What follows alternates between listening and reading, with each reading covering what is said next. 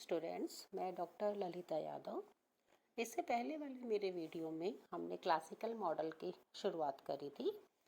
प्रतिष्ठित सिद्धांत की मान्यताएं, विशेषताएं और प्रतिष्ठित सिद्धांत का आधार, ये हमने इससे पहले वाले वीडियो में डिस्कस कर लिया था। आज हम लोग डिस्कस करेंगे प्रतिष्ठित सिद्धांत की समीकरण। पहला समीकरण है कुल उत्पादन एवं रोजगार क्षेत्र। क्लासिकल्स मान के चलते थे कि उत्पादन रोजगार का फलन होता है और उसे हम लोग फलनिक इक्वेशन के रूप में O is function of N K T L के रूप में लिखते हैं। यहाँ पर O उत्पादन मात्रा के लिए है, F दोनों के बीच में फलनिक संबंध है, N का मतलब यहाँ रोजगार से लिया गया है, K का मतलब यहाँ पर पूंजी से है, T का मतलब टेक्नोलॉजी से है, L का मतलब यहाँ पर लैंड से है। इस इक्वेशन में ये बताया गया है कि जो उत्पादन होता है वो रोजगार के ऊपर निर्भर करता है। रोजगार को यहाँ हमने श्रमिकों के माध्यम से डिफाइन किया हुआ है। दोनों के बीच में फलनिक संबंध यह बताता है कि जो उत्पादन मात्रा है वो यहाँ पर एक आश्रित चर है जो कि रोजगार के ऊपर निर्भर करती है, और यह उत्पादन फलन हमें ऑलरेडी दिया हुआ है। ये जो आप डायग्राम देख रहे हैं, ओ एक्स पर तो यहाँ रोजगार लिया गया है और ओ वाई एक्सिस पर यहाँ पर उत्पादन मात्रा को लिया गया है। हमारा दूसरा इक्वेशन है DL is function of W upon P, यानी जो श्रम की मांग होती है वो वास्तविक मजदूरी का फलन होती है, और वास्तविक मजदूरी किसी भी श्रमिक को उसकी सीमांत भौतिक उत्पादकता के आधार पर दी जाती है।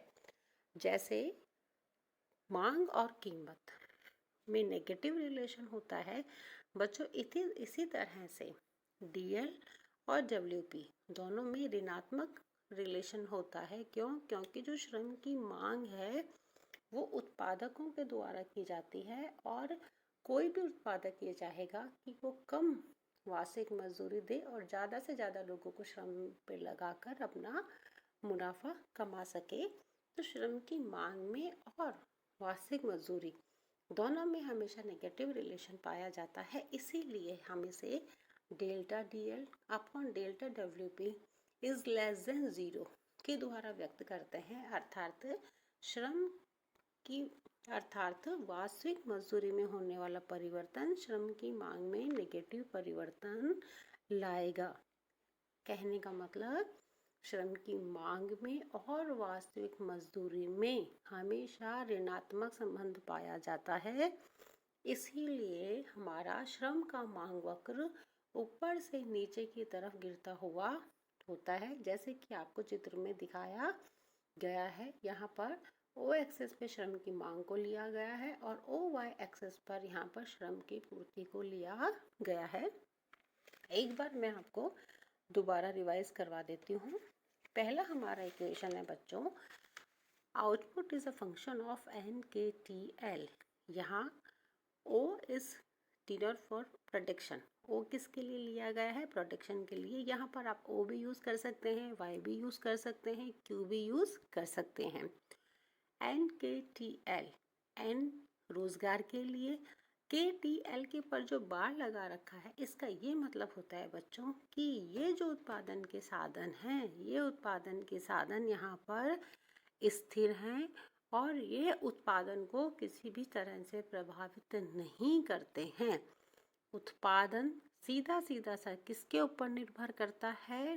रोजगार की मात्रा पे निर्भर करता है। यानी Y यहाँ पर एक आश्रित चर है, उत्पादन यहाँ एक आश्रित चर है जो किसके ऊपर निर्भर करता है? रोजगार की मात्रा पर निर्भर करता है।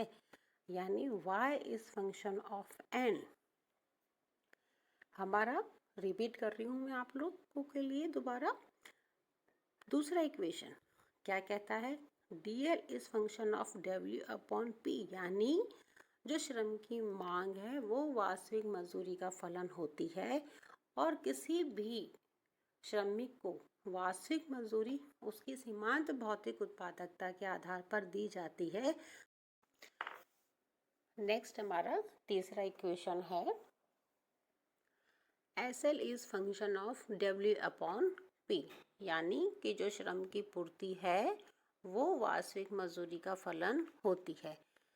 श्रम की पूर्ति वार्षिक मजदूरी का धनात्मक फलन होती है। SL is a function of W upon P, और इन दोनों के बीच में जो फलनिक संबंध पाया जाता है वो धनात्मक पाया जाता है।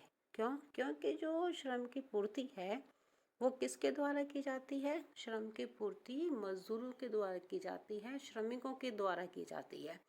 तो कोई भी श्रमिक क्या चाहेगा कि ज़्यादा वार्षिक मजदूरी हो तो ज़्यादा लोग काम करेंगे, कम वार्षिक मजदूरी हो तो कम लोग काम करेंगे। इसीलिए जैसे पूर्ति में और कीमत में पॉजिटिव रिलेशन होता है, इसी तरह से श्रम की मांग में और वार्षिक मजदूरी में पॉजिटिव रिलेशन होता है, और श्रम का मांग वक्र हमारा ऊपर की तरफ बढ़ता हुआ होता है। जैसा कि आपको डायग्राम में दिखाया गया है, ओ एक्सिस पे हमने लिया है श्रम की पूर्ति, ओ वाई पर हमने ली है वास्तविक मजदूरी, जिसे हम delta SL upon delta W upon P is greater than 0 के द्वारा दिखाते हैं। यानी कि वार्षिक मजदूरी में और श्रम की पूर्ति में दोनों में हमेशा पॉजिटिव रिलेशन होता है। नेक्स्ट है हमारा श्रम बाजार में साम्य। श्रम बाजार में साम्य कब होगा? जब श्रम की मांग और श्रम की पूर्ति दोनों एक दूसरे के बराबर होंगे, तब श्रम बाजार में संतुलन स्थापित होगा। DL हमने डायग्राम देखा, नेगेटिव डाउनवर्ड होता है, SL अपवर्ड मूविंग होता है, श्रम का मांग वक्र नीचे की तरफ गिरता होता है, श्रम का पूर्ति वक्र ऊपर की तरफ बढ़ता होता है, और जहाँ दोनों में संतुलन होता है वहाँ पर O एक्सिस पर रोजगार की मात्रा का निर्धारण होता है, और Y एक्सिस पर यहाँ पर वार्षिक मजदूरी को दिखाया गया है।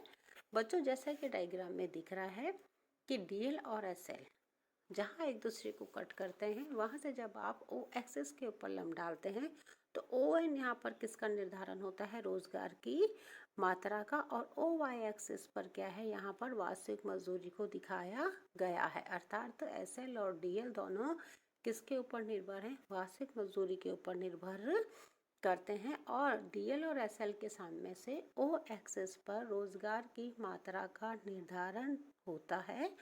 संतुलन स्थिति में DL और SL दोनों एक दूसरे के बराबर होते हैं।